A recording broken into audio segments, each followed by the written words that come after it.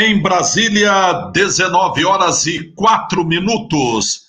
Em Assis também, 19 horas e 4 minutos. A saudação a você, minha amiga, a saudação a você, meu amigo. Aqui, Reinaldo Nunes, o português, livre para falar. Muito, muito, muito triste, quase que sem condições de fazer essa transmissão. Porque não bastasse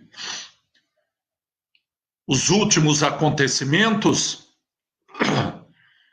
a quantidade de pessoas que a gente tem descoberto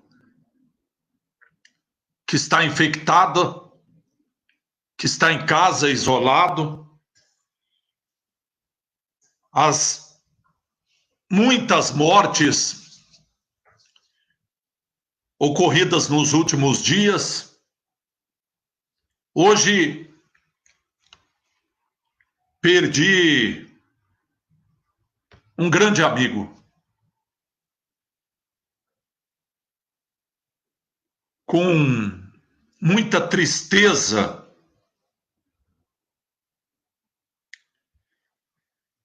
Fui informado agora à tarde do falecimento do grande amigo Maurício Toni.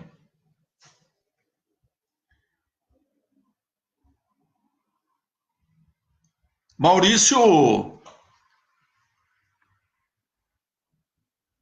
era alegria em pessoa.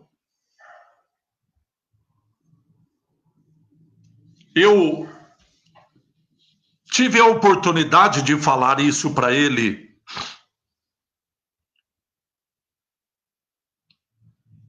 em vida, porque são poucas as pessoas, pouquíssimas as pessoas envolvidas em política ou no meio político que não tem maldade no coração. E o Maurício era uma dessas pessoas que não tinha maldade no coração. Aliás, eu não me lembro de tantas confidências que tivemos, de ter ouvido do Maurício uma inverdade sequer, uma mentira, o que é comum no meio político. O Maurício sempre gostou de estar próximo do poder, mas nunca teve, pelo menos que eu saiba, e tenho absoluta certeza, nenhum gesto de maldade para prejudicar qualquer pessoa que fosse. O Maurício, politicamente, teve muitos pais, pessoas que ele era extremamente fiel, muito fiel, leal. Reinaldo Silva foi um deles, prefeito de Assis. O Reinaldo, quando prefeito, talvez tenha sido a primeira vez que o Maurício conseguiu uma vaga na prefeitura. E o Maurício e o Reinaldo foram amigos durante décadas, acho que até a morte do Reinaldo. E com a saída do cenário político do Reinaldo Silva, o Maurício acabou, entre aspas, adotando outro pai, que foi o Zeca Santilli. Esse talvez tenha sido, que eu tenha conhecimento, o grande pai do Maurício Toni na política. Eu não teria nem condições emocionais hoje e nem tempo para contar aqui algumas das passagens, alguns dos episódios que eu presenciei, eu tive conhecimento do bom relacionamento do Maurício com o seu Zeca Santilli, que ele chamava de pai Zeca. Até roupas do Santilli, o Maurício se orgulhava de usar. Perder um amigo é sempre muito triste. Muito triste. E perder um amigo nessas condições, mais triste ainda. Eu me lembro uma das últimas vezes que o encontrei ao lado de sua casa, logo no começo da pandemia, e ele já falava do medo que ele tinha do vírus. Saía pouquíssimo de casa. Mas continuou trabalhando, vendendo Hipersaúde Bauru, no Avenida Max. E a última vez que eu o encontrei, ele estava ao lado dos amigos inseparáveis no seu final de vida. Luiz Otávio Lavagnoli e o Altamir do Banespa. Era comum eu encontrar esse trio ou no bar da Dona Janete ou na padaria Fortuna, ali na Vila Ribeiro. E sempre encontrava no domingo pela manhã, sempre após ter ido à missa. Ele, o também amigo Claudemir Borásio,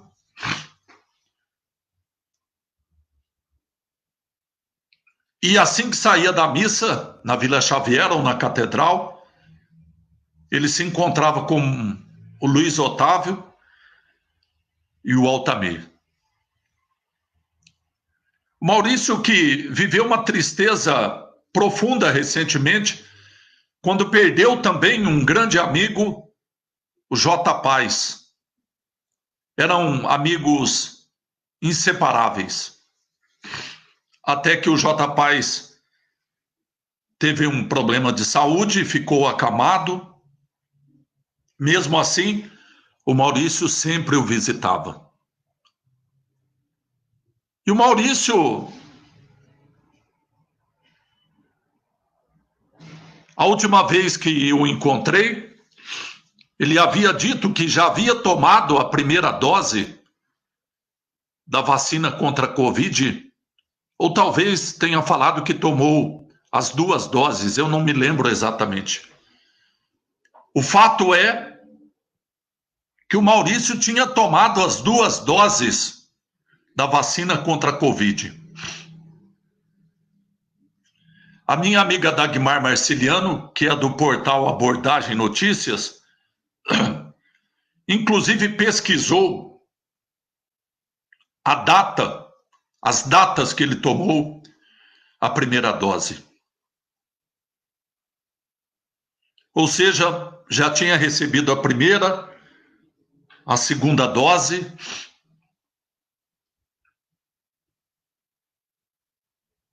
E na semana passada testou positivo para Covid-19.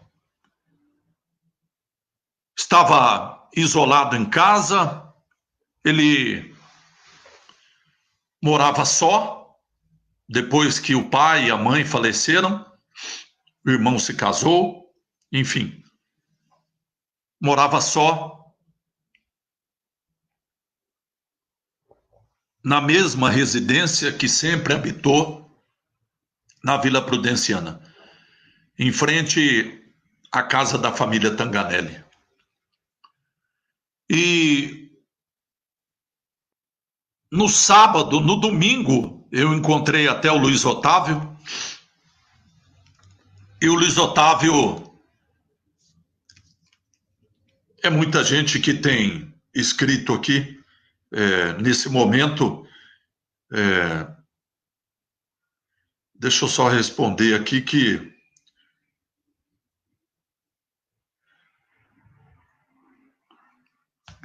muita gente querendo saber informações, eu vou dar já.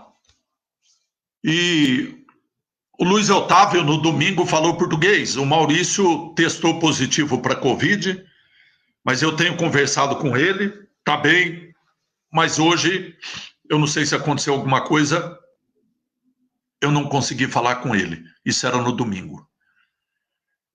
E essa noite, ou essa madrugada, ele passou mal e chamou um amigo para socorrer. E o nosso amigo Zé Davi o levou para a Santa Casa, onde ele foi internado pela manhã. Estava num quarto, isolado, afinal de contas com Covid, mas para saber o que poderia ter provocado aquele mal-estar na madrugada. E a informação é que ele teria se levantado do quarto, ido ao banheiro, onde teria sofrido um infarto. E mesmo estando na Santa Casa, não foi possível, não deu tempo para reanimá-lo. E nós perdemos, assim, essa grande figura da política de Assis, sem nunca ter sido político. Sem nunca ter sido político.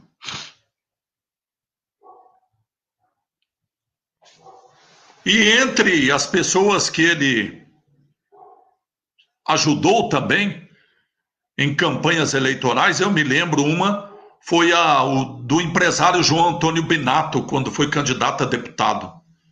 O Maurício Tony era uma referência na Vila Prudenciana. Não tinha quem não o conhecesse.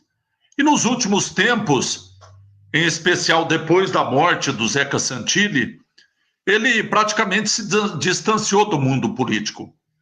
Maurício era uma pessoa que não perdia uma sessão da Câmara Municipal. Conhecia todos os políticos. Tinha contato com todos eles. Nós sempre tivemos divergência política, ele sempre tinha uma opção política diferente da minha. E nunca nós discutimos. Nunca. Muito pelo contrário. Sempre tivemos uma relação de profunda amizade. Aliás, soube inúmeras vezes de defesas que ele fez, minha, com os próprios amigos. Ele dizia, olha, Eu posso não concordar com nada que o português fala, mas não fale mal dele que ele é meu amigo. A nossa amizade era muito além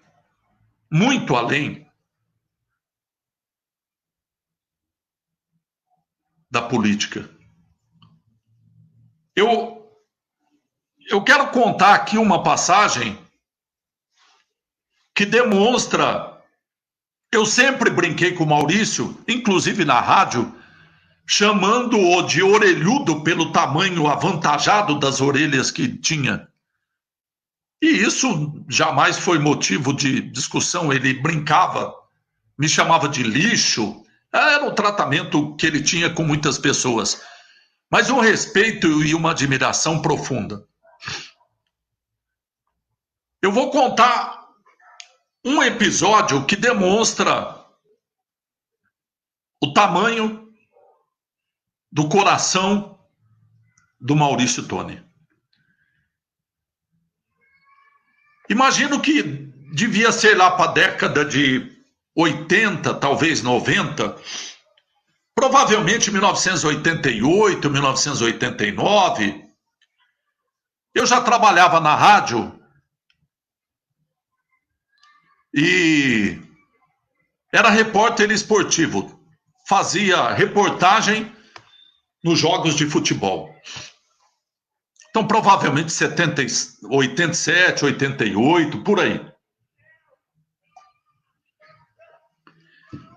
E nós transmitíamos os jogos, naquela época só tinha o Vossen na cidade. A gente transmitia os jogos em Assis e fora de Assis. E viajava. Hoje ninguém mais viaja. Antes mesmo da pandemia, ninguém viajava mais. Já fazia transmissão geralmente ainda mais quando era transmitido pela TV, pegava o sinal da TV e transmitia o jogo sem sair de casa. Mas naquela época, a gente viajava quilômetros e quilômetros de distância para transmitir os jogos do Vossen. E o Maurício sempre foi um torcedor fanático do Vossen. Ele foi um esportista, foi presidente da Liga, foi presidente da Prudentina, foi jogador de futebol da Prudentina. E ele era torcedor do Vossen.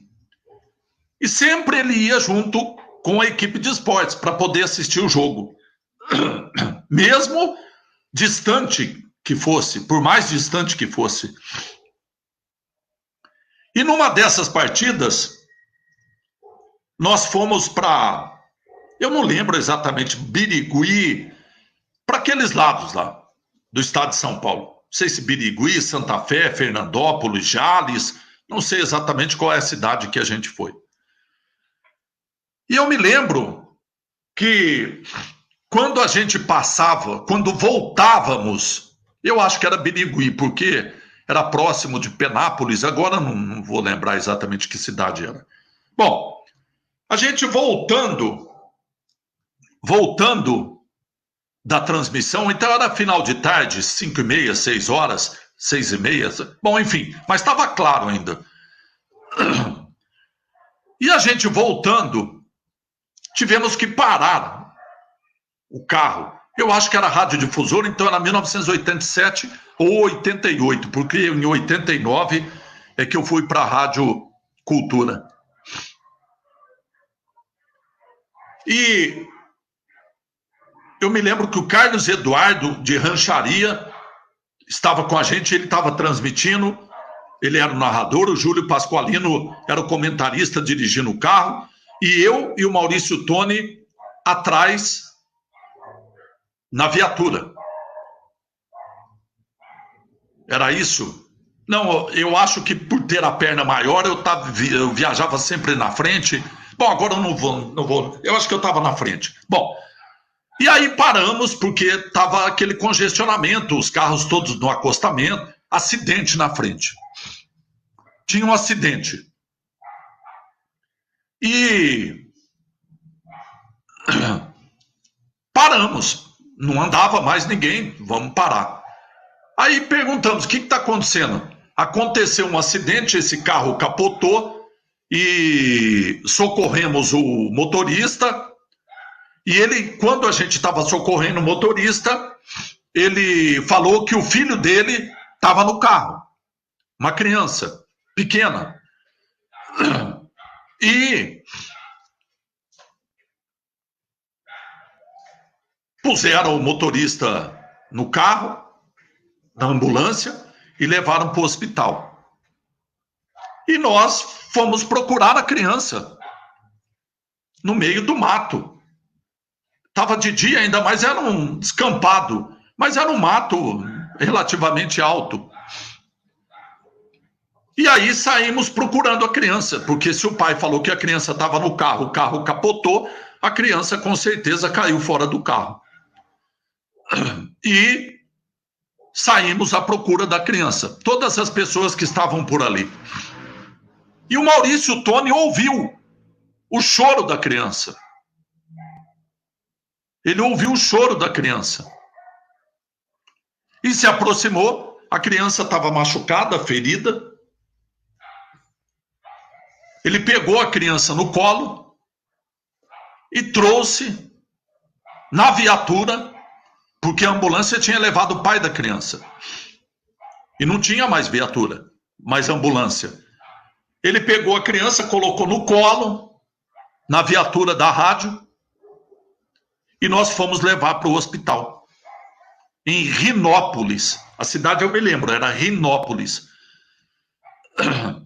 Entramos no hospital, o Maurício carregando a criança, e aí entregamos para o médico. Falamos, olha, essa criança estava naquele acidente que veio já o pai, e o médico deu a triste notícia que o pai tinha falecido. Aquele que tinha sido socorrido na ambulância. Aí nós deixamos a criança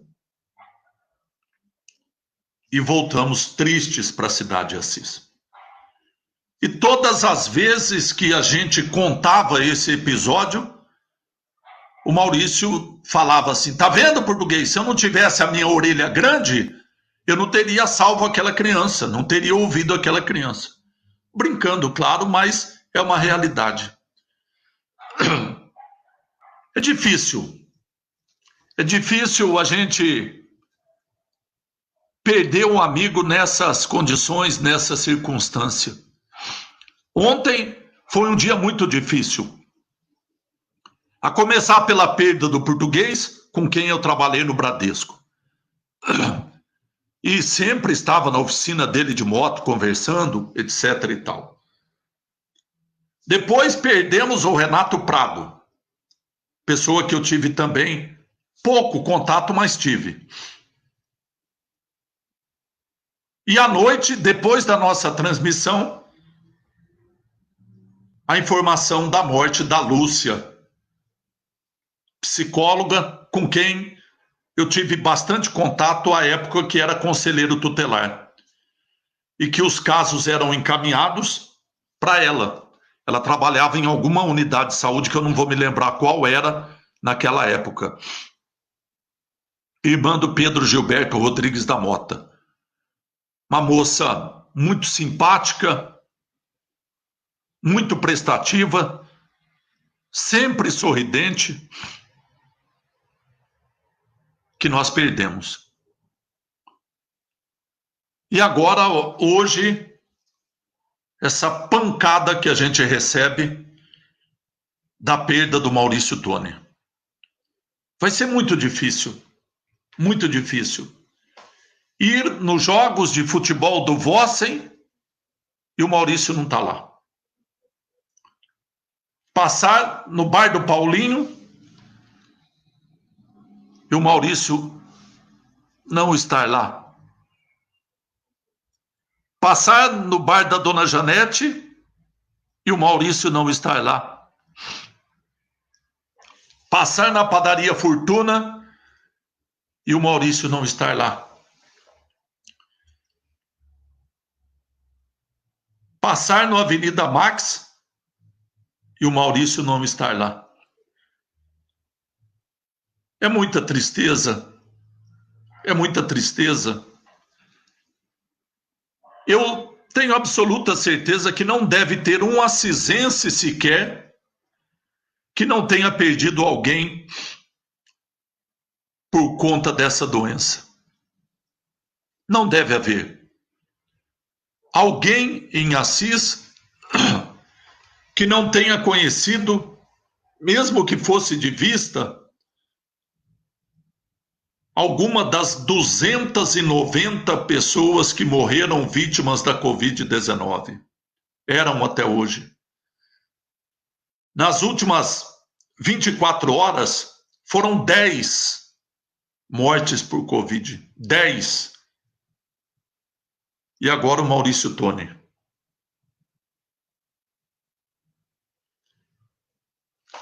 E onde nós vamos parar? Quantas mortes mais nós teremos? E a pergunta que eu faço é: nós não temos nada para fazer, além de nos cuidarmos, além de evitarmos sair de casa, além de usar máscara quando sair, além de passar álcool gel nas mãos e evitar aglomeração. Nós estamos entregues, reféns ao vírus, é isso? Quantas outras pessoas mais nós daremos a notícia e sequer nos despedir? O Maurício será enterrado sem ninguém perto. Não haverá velório. A gente não pode se despedir do amigo.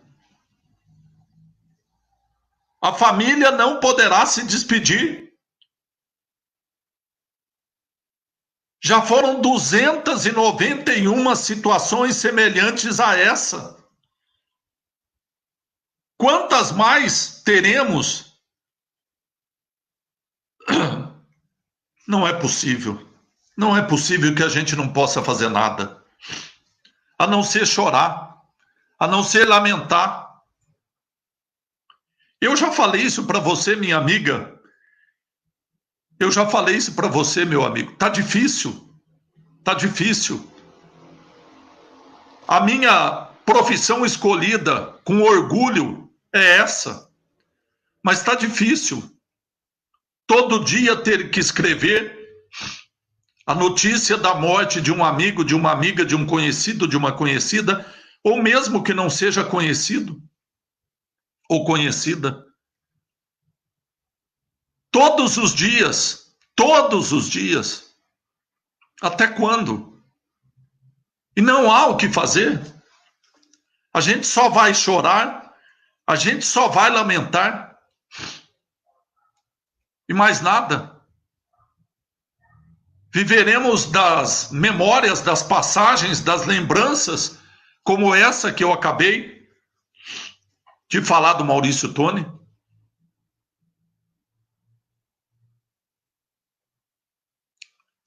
Não é possível. Não é possível.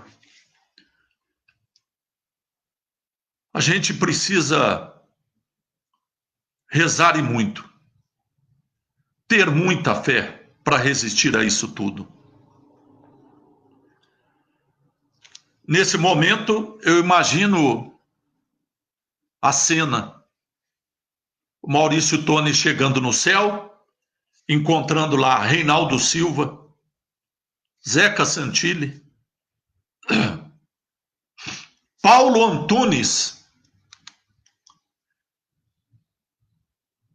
Davi Passarinho,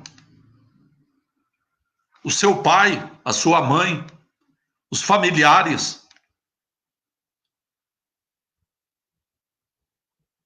É muito triste. É muito triste, minha amiga. É muito triste, meu amigo. Jamais alguém poderia acreditar que viveríamos uma situação como essa. Jamais poderíamos imaginar.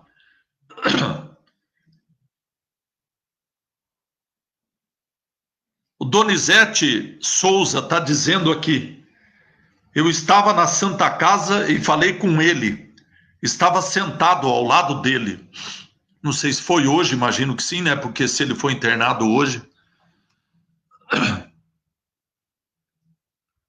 Muito difícil. Muito difícil. A gente precisa ter muita fé. A gente precisa ter muita força. E a gente precisa se amparar nos amigos e na família num momento como esse. Porque está sendo muito, muito, muito difícil. Eu quero aproveitar para você, minha amiga, você, meu amigo, que reza o terço, que tem o hábito da oração noturna, antes de repousar, que peça pela alma do nosso amigo Maurício Tony.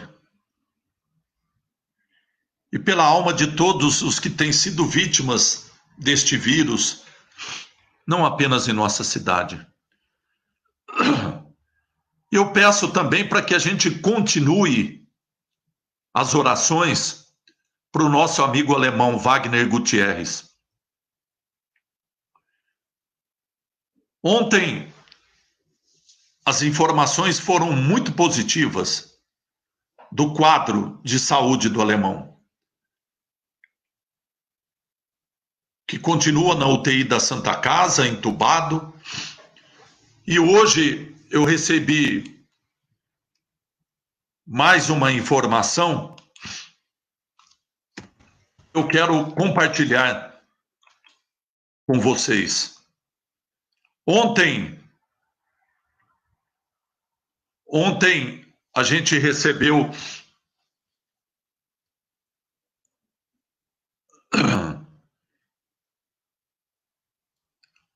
a informação, cadê?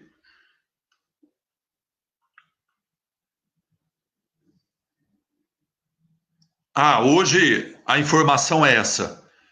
Quadro considerado estável. Deu uma alteração na creatinina, que mede a função do rim, e estão dando diurético. E infecção. Trocaram o antibiótico por um mais forte. O resto é igual ontem. Ontem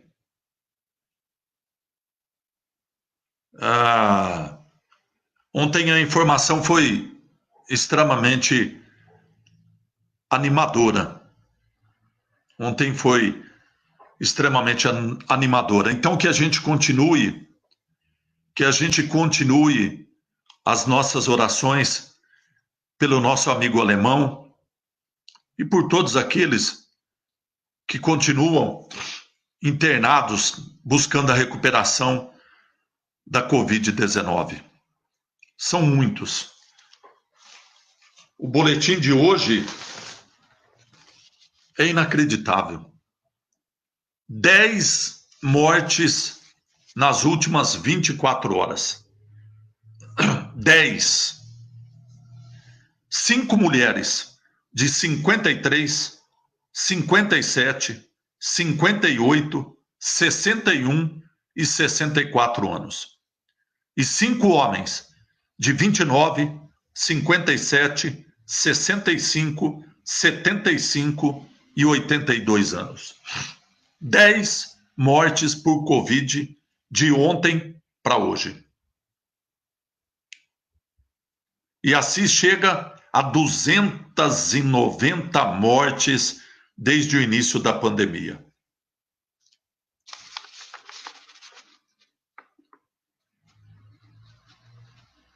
Só neste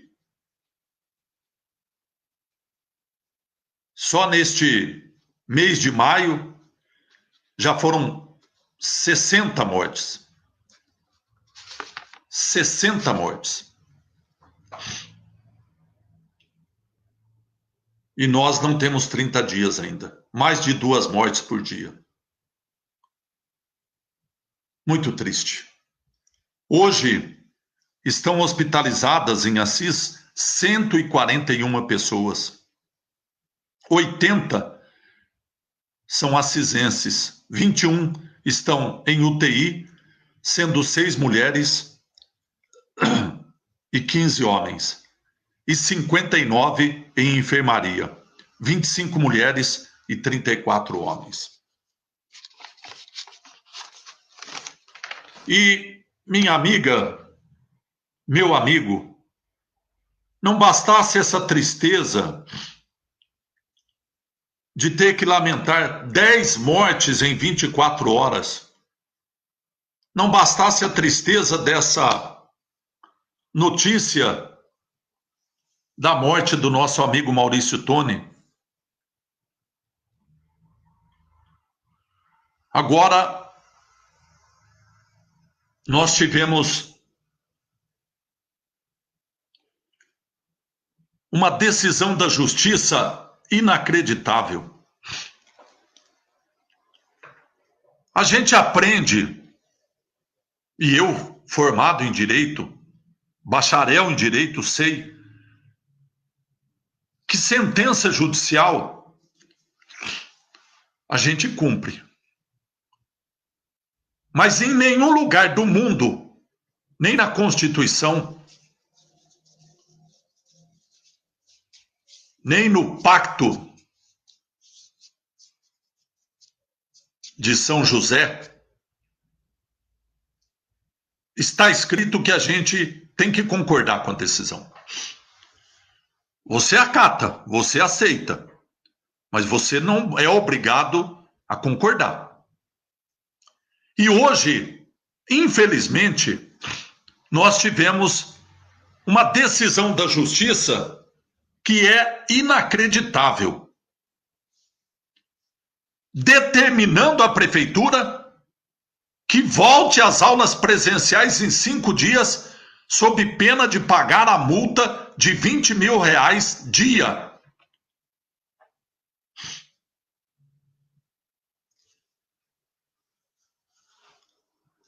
É inacreditável. Com 10 mortes em 24 horas, com mais de 2.000 casos só no mês de maio, o juiz determina que a prefeitura volte às aulas presenciais para colocar em risco alunos, pais de alunos, professores e trabalhadores da educação. Felizmente, eu ouvi agora há pouco uma manifestação do prefeito dizendo que vai recorrer dessa decisão. Eu já falei aqui ontem e falei hoje de manhã na rádio. Se precisar me colocar de testemunha para qualquer coisa, eu estou do lado. Estou do lado do prefeito nessa defesa. Agora, pelo jeito, não sou apenas o único a considerar absurda essa decisão.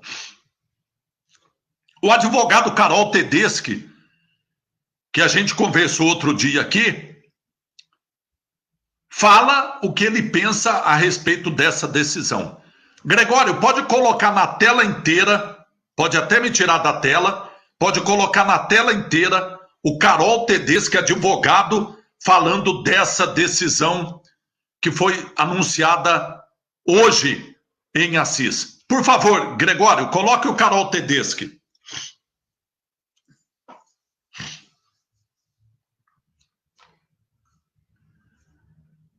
Gregório?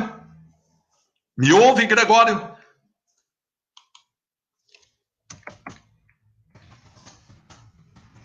Por favor, coloque o Carol Tedeschi na tela toda para a gente ouvir a sua manifestação sobre essa sentença do juiz Arnaldo Valderrama. Põe na tela para a gente, Gregório, por favor, na tela inteira. Bom, tentar gravar um vídeo. Hoje eu vou tentar mesmo, que eu estou bem cansado. Estou tomando muito remédio para dor, estou com um problema no meu ombro, uma dor insuportável ainda, então não estou muito Estou muito cansado, enfim, cansado, mas surpreendido, inconformado. Saiu hoje uma decisão, a data de ontem, eu recebi logo pela manhã essa decisão. E é uma sentença, onde o juiz deu essa sentença no mesmo processo do que o Ministério Público entrou e que o prefeito no começo do mês falou que iria cumprir. Uma sentença dada menos de 30 dias de processo. Eu não tive acesso ao processo ainda, porque embora o juiz nessa mesma sentença tenha dado decretada a quebra de sigilo, até agora não foi decretado. Agora que eu falo são 4 horas da tarde, 5 horas da tarde do dia 27. O segredo de justiça está lá ainda e é uma decisão que está colocando toda a cidade de Assis em risco novamente. É uma decisão baseada em dados que não refletem a realidade, pesquisas ultrapassadas e informações totalmente deturpadas. O juiz menciona em algum trecho da sentença que as escolas, quando voltaram, não registraram tantos casos de Covid. Aqui é importante deixar bem claro que existe um portal do governo para que seja alimentado os dados de Covid, mas nenhuma escola alimenta. Nenhuma escola alimenta. Eu acho que o juiz acha que falta essa informação. O que eu recebo de mensagens todos os dias, desde quando eu comecei a questionar muito essa questão das escolas, de pessoas pedindo para não repassar para frente dados de Covid em escolas, confirmados. A escola estadual, por exemplo, Clibas, no começo do mês, teve 20 dias de aula, teve um surto de Covid e foi fechada. Também não foi divulgado, também no portal não foi alimentado. Todas as escolas particulares de Assis, nessas 2 semanas de retorno, eu recebi ligações de tanto de pais inconformados, quanto de professores com casos de Covid. Tanto professor quanto aluno. E a escola novamente pediu para não ser divulgado. É uma inconsequência atrás de inconsequência. Mas ainda assim o juiz entende. Hoje a gente está com 125% das UTIs lotadas em Assis. Nas últimas 24 horas teve 10 pessoas faleceram, a começar por um homem de 29 anos até uma idade mais velha de 80 anos. Todas as faixas etárias. Pessoas jovens estão morrendo. Tem crianças também adoecendo. Mas o juiz ignorou. Estamos no pior cenário da pandemia em Assis. No pior momento. Não existiu nenhum momento antes da data de hoje pior do que hoje, para se falar em algum retorno. Mas o juiz também não viu, e o promotor também não viu. Eles querem, o juiz menciona ainda que foi aluno de escola estadual, eu também fui, estudei no Thomas Menck há alguns anos. E ele fala, o juiz fala que tem respeito pelos professores, mas que agora é a hora de mostrar o serviço. Deve ser muito cômodo ficar recebendo mais de 30 mil por mês atrás de um gabinete onde só atende com hora marcada e com agendamento em salas completamente enormes e ventiladas. Pedir que o professor que ganha salários ridículos, que a educação no Brasil nunca foi prioridade, nunca foi, mas na pandemia agora é. Ela é chamada agora de essencial. Essencial. É uma ironia. Só para a essencialidade da educação só é oportunista, só para isso. Só para dificultar movimentos grevistas, só para impor o retorno, já que quando a pandemia começou, se falou que as atividades essenciais não poderiam paralisar. Completamente oportunista. Oportunista porque na educação também desde o começo do ano, quando o presidente vetou bilhões no investimento em tecnologia para as escolas investirem em internet, ninguém falou nada. O Ministério Público nenhum questionou. Quando Dória não investiu na melhora das escolas esses 1 ano e 3 meses de pandemia para dar condições seguras para os professores voltar, o Ministério Público nenhum questionou. Quando as aglomerações que acontecem em Assis já vêm de meses, o Ministério Público nenhum questionou. O Ministério Público só questionou na última segunda-feira, quando o prefeito, sabiamente, voltando atrás da sua decisão anterior, reconhecendo que estava errado, merece aqui o reconhecimento. Meus parabéns ao prefeito José Fernandes, porque eu acho que nunca é tarde para a gente reconhecer o nosso erro. Eu sei que eu já fiz vídeos duros contra ele, críticas, jamais contra a pessoa, contra o gestor público. Mas também quando acerta, eu acho que é necessário reconhecimento. E eu quero deixar também claro aqui isso. E mais uma vez parabenizar, porque ele já anunciou que vai recorrer a essa decisão absurda, decisão inconsequente, porque esses promotores e juízes não são usuários do SUS. Provavelmente, se pegarem essa doença, não vão nem ficar em Assis. vão para fora, vão recorrer aos serviços de saúde fora de Assis, provavelmente em São Paulo, que as UTIs estão mais fáceis. O juiz ainda usa uma decisão de São Paulo, do Colegiado do Tribunal de Justiça, uma decisão por ironia em um processo da POSP, alegando que essa decisão daria suporte, só que não dá. Essa decisão, num trecho que o juiz não mencionou, fala que se o executivo for contra, com base nos dados epidemiológicos do município, ele pode sim restringir as atividades, inclusive escola. Mas o juiz não mencionou. Ele só mencionou a parte que lhe importava, que era que a educação é essencial. Só que o próprio Poder Judiciário já reconheceu que não cabe ao Judiciário interferir na amplificação ou redução dos limites da pandemia, se os dados epidemiológicos do município estiverem muito preocupantes e o Executivo tiver decretado nesse sentido, que foi o caso. O prefeito decretou na segunda-feira que as aulas seriam suspensas em todas as redes, as aulas presenciais seriam suspensas em todas as redes de ensino. E aí, por ironia, só depois que a escola particular foi fechada novamente, que estava funcionando desde o dia 28 de abril, o promotor se movimentou. Aí ele começa a questionar a aglomeração. Antes disso, ele fingia que não via. Provavelmente não devia passar pela vida do Rui Barbosa. Passou após segunda-feira. Antes disso, ele não chegava a nada. Nem juiz, nem promotor. Então é absurdo. É uma decisão que vem do Poder Judiciário, que está trabalhando remoto há meses e que agora voltou presencial, mas só com agendamento. Ele vai atender 2 ou 3 crianças, mas ele acha seguro mandar os professores para uma sala de aula com várias crianças. Por algum motivo ele acha seguro. Mas para atender adultos, que tem todas os que pressupõe-se, né, que sabem usar máscaras e que usam máscara corretamente, ele pede que seja agendado. Mas para crianças que têm dificuldade de usar máscara, que nos intervalos ficam correndo para todos os lados, ele acha seguro mandar o professor para a sala de aula. Ele respeita demais o professor, demais. É uma ironia sem tamanho. Eu não sei como reagir a esse vídeo sem ser irônico também a essa decisão, porque é ridícula, é inconsequente. Eu espero muito que os promotores responsáveis nesse processo, não posso generalizar, que eu sei que tem muito promotor contra isso, e também os juízes do caso, que garantam também, quando o professor tiver à espera de leito de UTI, que ele garanta esse leito. Porque o prefeito, o poder executivo já não vai ter como garantir. Estamos com pessoas morrendo à espera de UTI, morrendo todos os dias. De ontem para hoje, 10 pessoas. Muitos desses 10 morreram por falta, não pela Covid, por falta de atendimento hospitalar adequado. É uma consequência do poder judiciário absurda, sem tamanho. Não se interfere assim no meio de uma pandemia, ainda mais no pior cenário que a CIS já passou. Hoje é o pior cenário. Estamos com 2 mil casos confirmados em maio. A gente não sabe que em junho vai vir pela frente. Teremos provavelmente o pior mês da pandemia até hoje. E a gente está contando os mortos todos os dias. Mas acho que promotor nem juiz lê jornal em Assis. Eles preferem se atentar à essencialidade da educação. E preferem questionar a aglomeração, não impondo que o prefeito ou que o Poder Executivo barre as aglomerações indevidas que acontecem na avenida, mas sim reabrindo as escolas e querendo forçar o prefeito a reabrir as escolas presenciais. É ridículo, é absurdo, tá? Me desculpem o desabafo, para o judiciário não devo desculpa nenhuma. Para essa decisão não, porque essa decisão é inconsequente, é imatura, é imoral e é hipócrita. É uma decisão hipócrita, recheada de hipocrisia e de mentira, tá?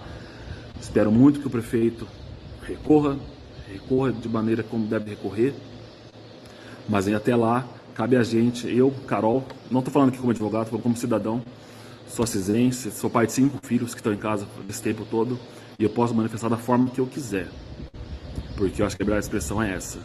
Se o Poder Judiciário age de forma inconsequente, a gente também pode agir de uma forma a informar ele desses dados, porque me parece que são pessoas, tanto quem proferiu a decisão, quanto quem provocou essa decisão para o Ministério Público, completamente alienadas, não leem jornal, não sabem da realidade. Visita a UPA, o promotor, vai dar um pulo na UPA, promotor e juiz, para ver a situação como é que está. Dá um pulo na UTI, para ver o que significa 200% de uma UTI lotada. Aí quem sabe você vai conseguir entender melhor o que você colocou no papel. É isso.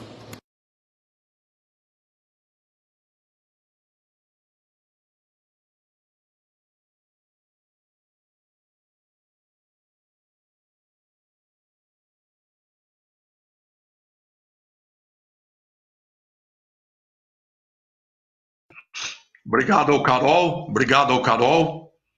Bom, tá aí.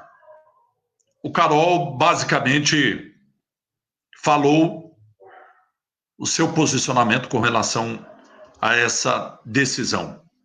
Eu vou repetir aqui. Prefeito José Aparecido Fernandes, se quiser, estou à disposição para ser testemunha nessa defesa. Seja por falar e acompanhar diariamente os casos, o que quiser, estou à disposição. Porque não é a medida correta, no meu entendimento. Voltar às aulas presenciais num momento como esse, 10 mortes em 24 horas, mais de 2.200 casos no mês de maio, nenhum mês, durante a pandemia, nós tivemos esta quantidade de casos. Hoje, nós temos, se até terça-feira, eram 2.074. 2.074, com mais 200 casos, mais 100. Estamos chegando, provavelmente, fecharemos o mês de maio acima de 2.500 casos. Acima de 2.500 casos. Isso é mais do que o ano de 2020 inteiro, de março a dezembro. Então, insensata, na minha opinião, essa decisão tomada pela Justiça. E espero que o recurso seja bem feito. Que o recurso seja bem feito.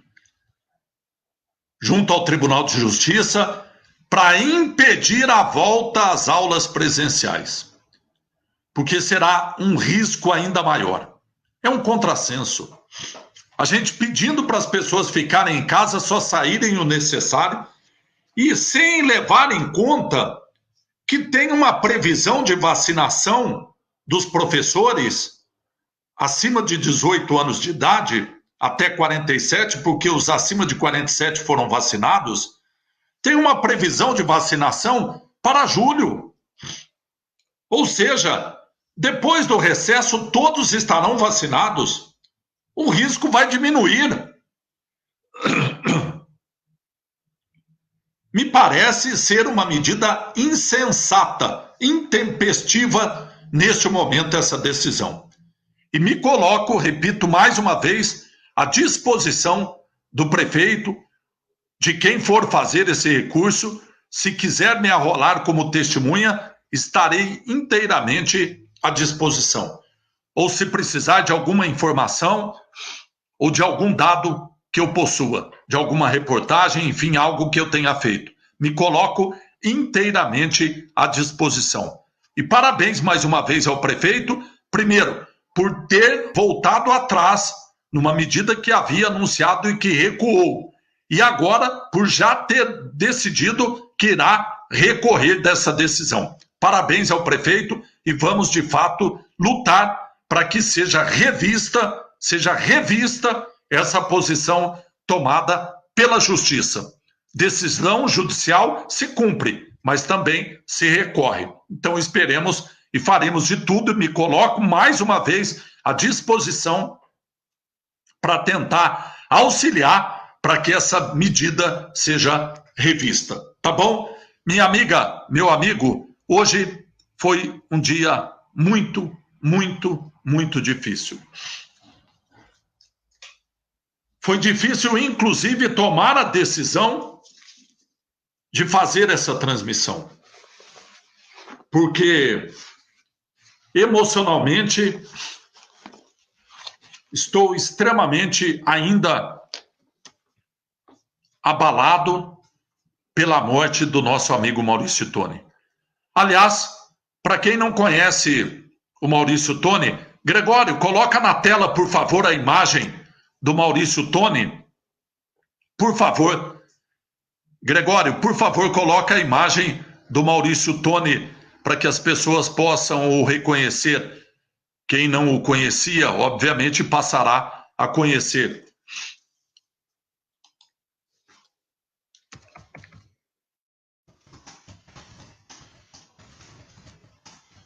Gregório, por favor, coloque a imagem do Maurício Toni na tela para a gente mostrar para os nossos amigos ouvintes, telespectadores.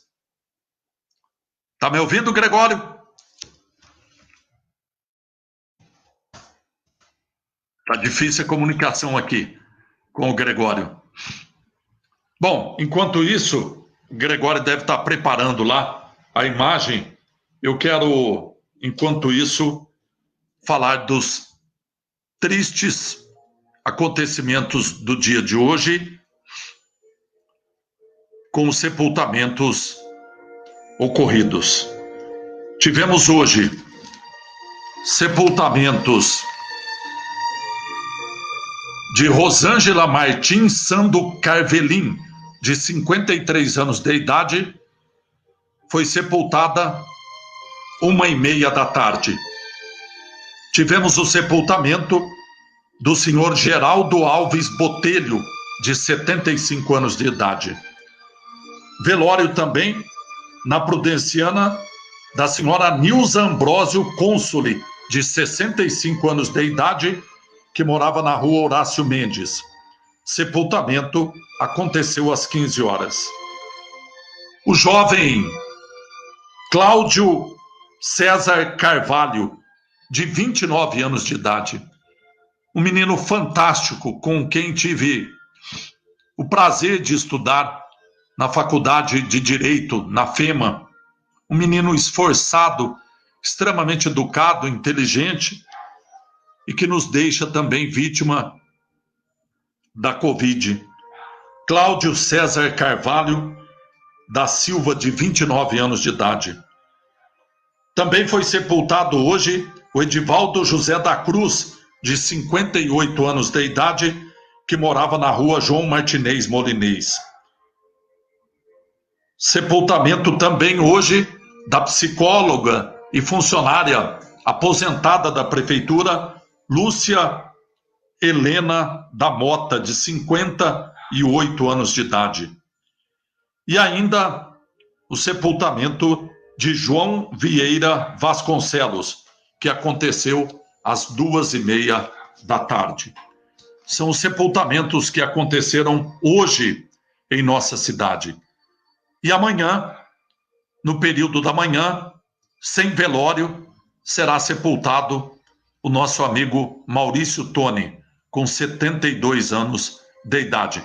Tem na tela, por favor, Gregório, a imagem do Maurício? Conseguiu?